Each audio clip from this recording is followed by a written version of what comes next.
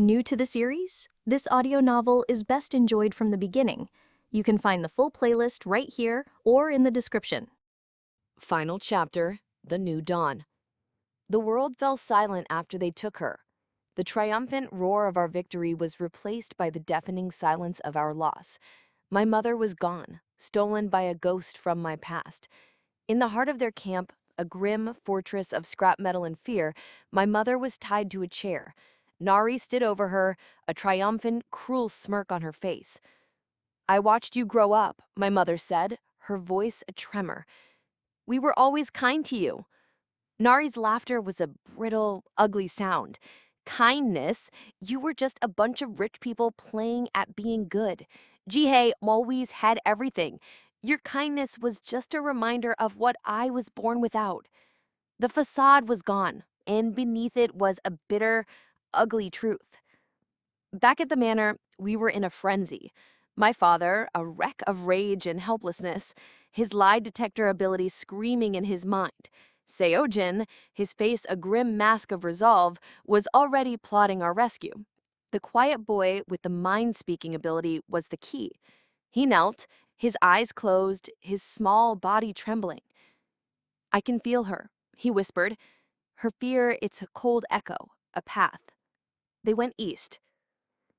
We moved as a single unit, a well-oiled machine of desperation and power. The scout with enhanced senses was our eyes and ears, navigating the treacherous terrain. The fire and ice couple were our vanguard, and the old man, the weaver, used his power to grow thick, powerful vines, creating a temporary bridge over a chasm Taewoo had created. We finally reached their camp. It was a physical manifestation of Taewoo's paranoia, a sprawling militaristic fortress surrounded by traps and patrols. This was not a place of hope. It was a monument to their twisted vision of a new world. The scout found a weakness, a blind spot, and we infiltrated their stronghold, our hearts pounding a frantic rhythm of hope and fear. We found them in the center, in what looked like a makeshift throne room. My mother was tied to a chair, her face a stark white against the grime of their camp. Taewoo and Nari stood over her, their expressions a chilling mix of impatience and greed. They were torturing her with a crude device, amplifying her catalyst power, forcing her to focus it on them. They believed her ability would turn them into gods. "Jihei," my mother whispered, her eyes wide open with terror. As she saw me, my scream tore from my throat as I ran toward them. Taewoo's arrogant smile vanished, replaced by a snarl. "Look who it is, just in time to see us become the rulers of this world." My mother, her face a mask of defiant resolve, looked at me, and I saw a flicker of defiance in her eyes. "No," she screamed, her voice gaining a sudden, terrifying strength. The energy pulsed from her, not to grant them power, but to shatter them. The virus, forced to accelerate beyond its limits, mutated them. Their skin turned a mottled gray, their eyes black, their bodies twisting into grotesque, monstrous caricatures of themselves.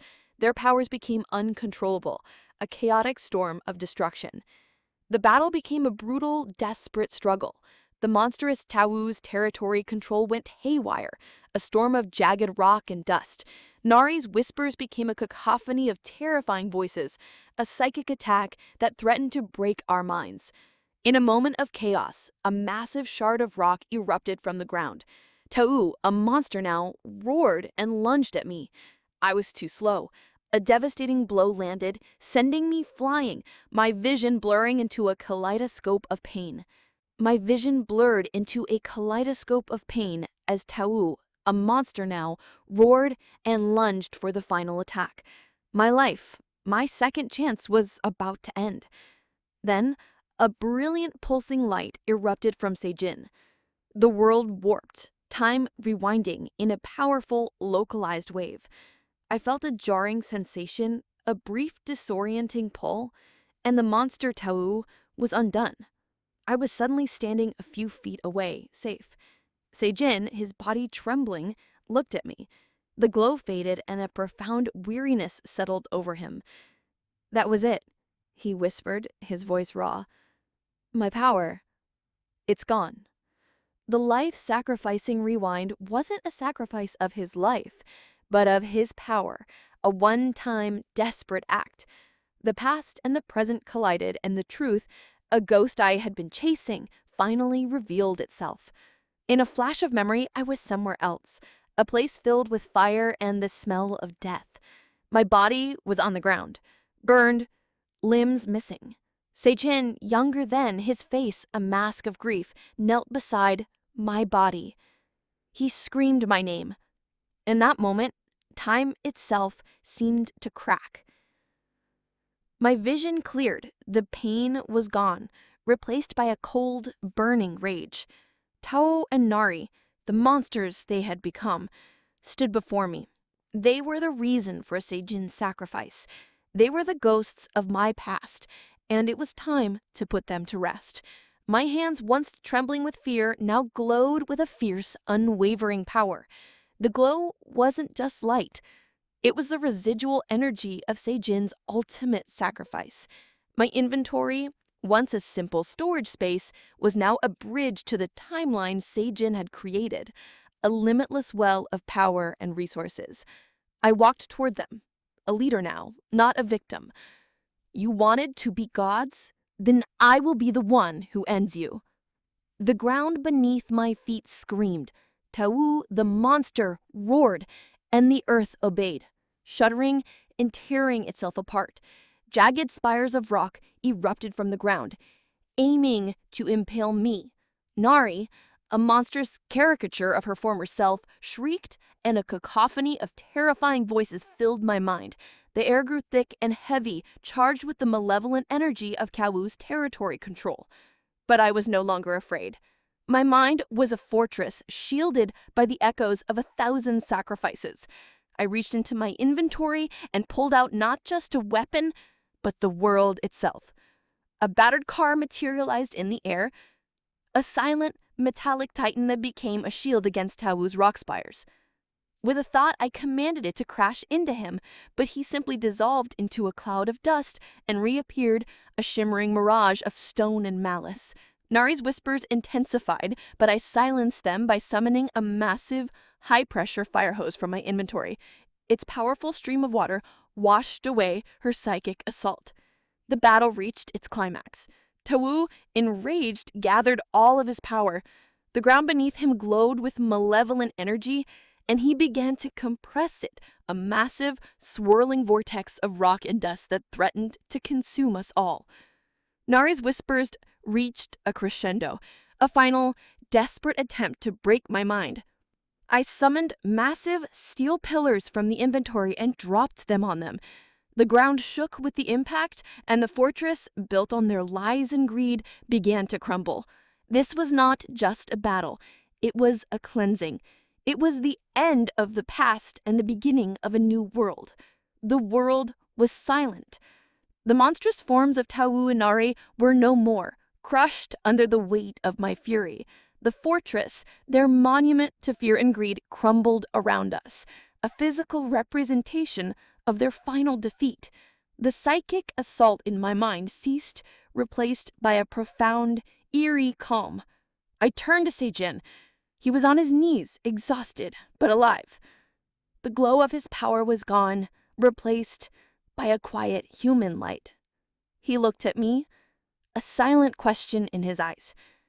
"We did it," I whispered. He smiled, a true, genuine smile I had never seen before. "You did it," he said, his voice raw. "You're not just a survivor, Jihei. You're a leader." We returned to the manor, triumphant but also shaken. We had faced our past and defeated it. We had lost so much, but we had gained something more important, a future. My mother, safe and sound, looked at me not just as my daughter, but as a warrior who had saved them all. My father, his lie detector ability silent, smiled, his trust in me absolute. A year later, the manor grounds have been transformed into a bustling city. Mina's power, fueled by the resources from my inventory, has created a thriving community of wood and stone. Seijin, now a man without a power, has found a new purpose. He is a builder, a planner, a leader who works alongside me to create our new world. The scars of our past are still there, but they are no longer an open wound. They are a memory, a reminder of the darkness we had overcome. I stand on the high walls of our city, looking out at the sunrise. The golden light washes over the new world we have built, a world of wood and stone, of hope and resilience. The city hums with the sound of life, of people working, of children laughing. The sun rises higher, a silent promise of a future we will build together. It is a new dawn. Thank you to everyone who followed Jihei's journey. Your comments, likes, and shares mean the world to me. Stay tuned, our next story is coming soon.